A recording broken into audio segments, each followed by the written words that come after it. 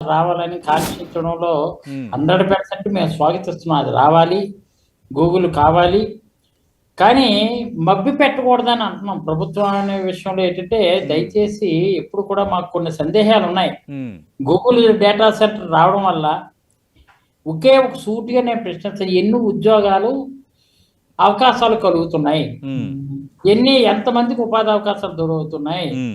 దీనికి ancillary units అట Google center వచ్చేస్తుంది. గూగుల్ డేటా సెంటర్ వచ్చేస్తుంది. యాన్సిలరీ యూనిట్స్ వస్తాయట. యాన్సిలరీ యూనిట్స్ నాకు తెలిసి సాఫ్ట్‌వేర్ కంపెనీలో యాన్సిలరీ యూనిట్స్ ఉండవు. హ్మ్. ఎందుకంటే ఫార్మ్ ఉందా? ఏదున్నా ఫర్మ్‌గా ఒకే ఫర్మ్ ఉంటది. ఆ ఫర్మ్ ద్వారా ఉన్నటువంటి తప్ప యాన్సిలరీ యూనిట్స్ అనేది ఉండదు. ఓకే. బట్ ఇక్కడ ఏంటంటే ఓన్లీ నిన్న ఇచ్చినటువంటిది పెద్ద ప్రధానమంత్రి దగ్గర నుంచి, కూటమి నాయకుల దగ్గర నుంచి, చంద్రబాబు నాయుడు దగ్గర నుంచి, లోకేష్ దగ్గర నుంచి కింద స్థాయి వరకు కూడా కడకు కేంద్ర మంత్రులు కూడా మరి అవగాహన ఉండి మాట్లాడుతున్నారో తెలియదు, అవగాహన లేక మాట్లాడుతున్నారో తెలియదు. కానీ దీనివల్ల 10,000 మందికో 20,000 మందికి ఉద్యోగాలు వచ్చేస్తున్నట్టు, ఎక్కువ మందికి ఏమో 1,00,000 ఉద్యోగాలు ఇక్కడికి దీనివల్ల విశాఖపట్నం ఎక్కడికో తీసుకెళ్ళిపోతున్నట్టు మీరు ఇందాక ఒక మాట చెప్పారు. గూగుల్ సంస్థ గురించి రావడం వల్ల గూగుల్ అనేది వస్తుంది, డేటా సెంటర్ వస్తుంది, అది తలమానికంగా ఉందని. తలమానికంగా ఉంటుందో లేదో తెలియదు కానీ తలనొప్పిగా అయితే ఉంటుంది. నాకున్న సందేహాలు అవి కానీ నివృత్తి చేయకపోతే 100%.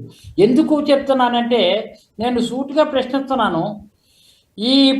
ఇప్పుడు ఏ ప్రభుత్వం అయినా సరే రాష్ట్రంలో పెట్టుబడుల కోసం ఆహ్వానించేటప్పుడు ఏమైనా కోరుకుంటుందంటే ఒక మంచి సంస్థ వస్తుంది, లేదు మంచి వ్యవస్థ వస్తుంది. ఈ వ్యవస్థ వల్ల ఒక బ్రహ్మాండమైనటువంటి ఎక్కువ ఉద్యోగాలు పెరుగుతున్నాయి, లేదా ఉపాధి అవకాశాలు పెరుగుతున్నాయి.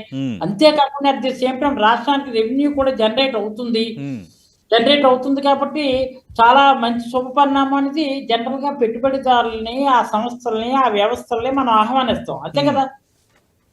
అంతే కదా సతీష్ అన్న? జనరల్గా ఒక సంస్థ, ఒక పెట్టుబడిదారుడు వస్తున్నాడంటే ఆయన వల్ల రాష్ట్రానికి కలిగిన ప్రయోజనం ఎంత, రాష్ట్రానికి వస్తున్నటువంటి ఆదాయం ఎంత, లేదు ఆ సంస్థ పెట్టడంలో ఉద్యోగాలు ఎన్ని అవకాశాలు, ఉపాధి అవకాశాలు కలుగుతాయి అనేది మనం జనరల్గా